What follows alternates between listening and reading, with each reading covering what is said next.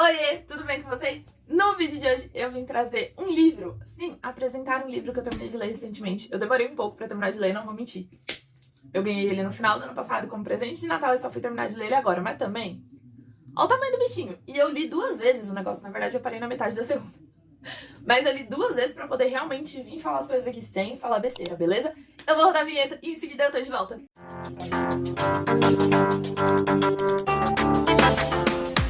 Fazia muito, mas muito tempo que eu tava prometendo que eu ia gravar vídeo sobre... Ai!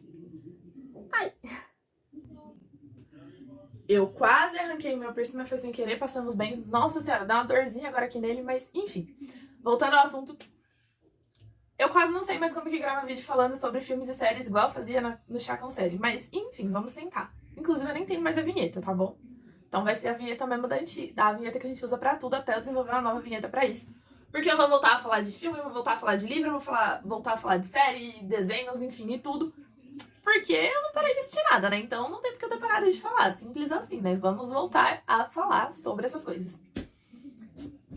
E agora então que eu tenho um namorado que é mais nerd do que eu, mais viciado nesse mundo do que eu, provavelmente eu vou assistir muito mais coisa do que eu já assistia antes. Já tô assistindo, pra falar a verdade. Então eu tenho muito mais assunto pra falar com vocês sobre essas coisas, beleza?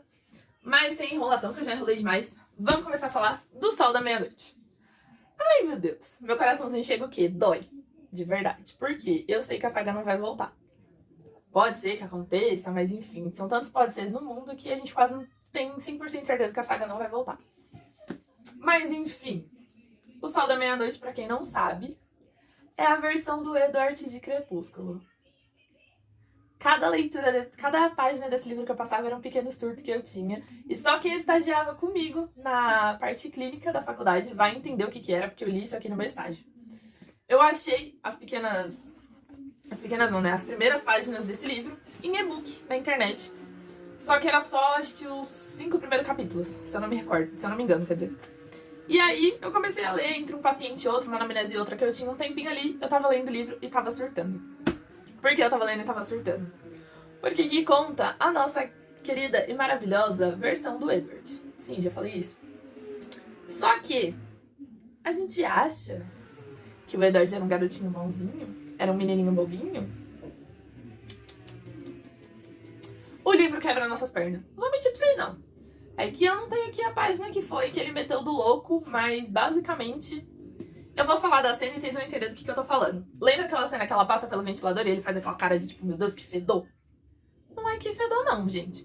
A gente já desconfiava que era ele desejando o sangue dela, até porque, né? Ele é um vampiro. Mas... ali naquela cena, além dele sentir o aroma doce do cheiro do sangue dela, que deixou ele meio loucão lá, querendo sugar a alma dela pra fora numa mordida, o que aconteceu? Nosso querido Edward passou a aula inteira, planejando como ele poderia matar a Bella sem deixar rastro. Eu tô até me borrando com o batom aqui parecendo uma vampira. Ele planejou uns 500 planos, é ótimo, né? Mas enfim, ele fez alguns planos de, tipo, matar a turma inteira, fazer uma chacina na sala toda, ou arrastar a Bella pra fora da sala, tipo, na velocidade dele lá que ninguém ia ver ele passando, arrastar ela pra fora da sala e acabar com ela lá fora. Ou, tipo, fazer um apagão geral na sala, arrancar ela e matar ela, enfim. Ele fez vários e vários planos de como matar a Bella. E eu acho que o sangue dela deveria ser muito cheiroso, porque, gente, pelo amor de Deus, né? Pra ele querer matar uma pessoa assim, do nada, o negócio tem que ser bom. Outra coisa que tem aqui, que eu não me recordo de ter lido em Crepúsculo, até porque eu li Crepúsculo, eu era muito novinha, eu mal sabia ler o nome do Carlyle quando eu li Crepúsculo pela primeira vez. Eu tinha que ficar ligando pra minha tia. Oi, tia, como é que lê Carlyle? Como é que lê o nome do pai do Edward? Até Edward eu chamava de Eduardo. E depois que virou Edward, eu entendi que não era Eduardo, né? Mas enfim. Tem uma cena aqui deles que o Edward tira a Bella da aula, sem ser aquela cena de vôlei que eles estão jogando, de uma aula de educação física, o Edward tira ela, leva ela embora pra casa, deixa a caminhonete dela no estacionamento da escola, depois a Alice leva pra casa dela, né? Então, assim, a gente vê que, tipo, tem muitas cenas aqui, que não tem no filme, obviamente, até porque a grossura disso aqui, um filme levando em conta todas as páginas que tem aqui, seria muito grande. Mas, enfim, a gente tem também a explicação do porquê que a Rosalind não gosta tanto assim da Bella, porque até então a Rosalind entrou pra família pra ser par do Edward e acabou virando par do Emmett quando ela viu o Emmett morrendo lá, em uma das trilhas loucas que ele fazia, E aí o Carlyle resolveu salvar a vida dele porque ela implorou, porque foi amor à primeira vista. E aí o Carlyle salvou a vida dele por causa disso. Então o Emmett, ele não veio no meio da gripe espanhola junto com o Edward, não. Ele veio um pouco depois, acho que mais ou menos uns... Eu não sei colocar em século certinho, mas foi um bom tempo depois, vai. Basicamente quase uns 30, 40 anos depois que o Edward já era vampiro. E a Rosalind também.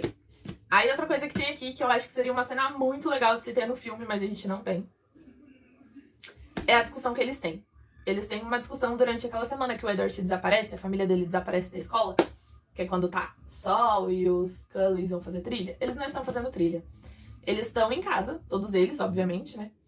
E aí eles começam a conversar sobre a Bella. Por quê? O Edward já tá apaixonado, o Edward já tá invadindo o quarto da Bella pra ver ela dormir, enfim, já tá todo aquele paranoia louco dele lá de possessão. Que era o sonho de todo adolescente até a gente entender que aquilo não era muito certo, né? Alguém invadir seu quarto no meio da noite pra te ver dormir, mas enfim. E aí, no meio dessa discussão, a Rosalind quer matar ela, o Jasper tá imaginando várias formas de matar ela. O Emmett e a Alice, eles estão meio assim, tipo, mano, pode dar muito ruim, mas pode dar muito bom. A Alice principalmente tá nessa de pode dar muito ruim, como pode dar muito bom. Por quê? As visões da Alice, como a gente sabe, mudam de acordo com as escolhas das pessoas. Ou seja, ela tem a visão de, tipo, da Bella sendo a melhor amiga da família inteira, todo mundo junto, como realmente acontece. Assim como ela também tem a visão da Bella meio que desistindo, abrindo a boca e dando tudo errado.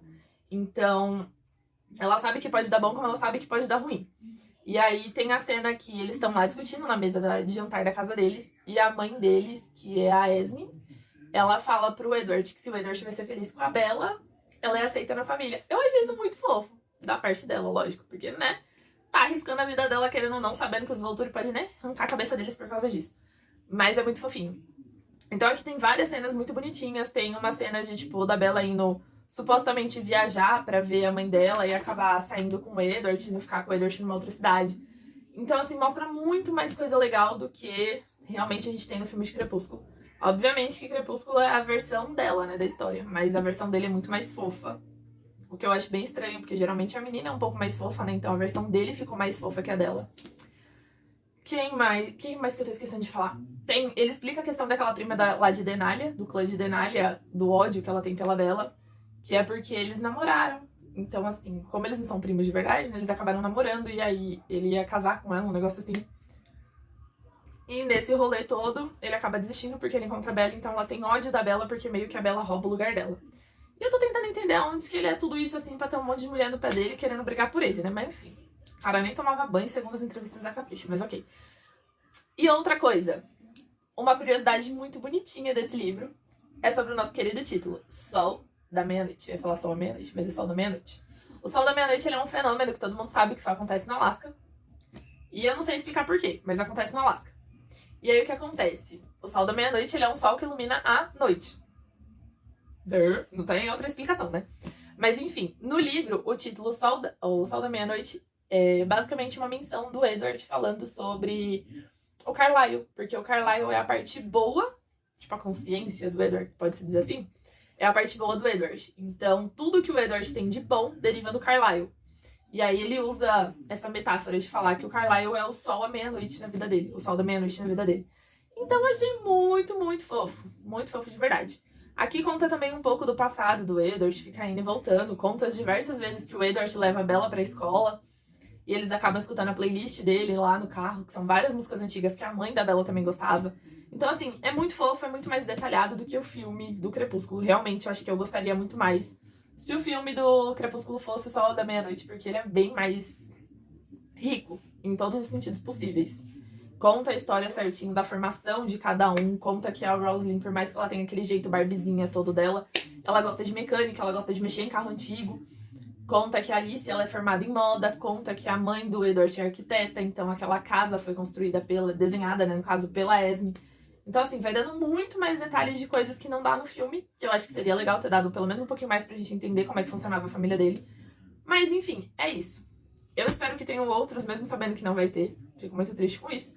Um beijo e até o próximo vídeo.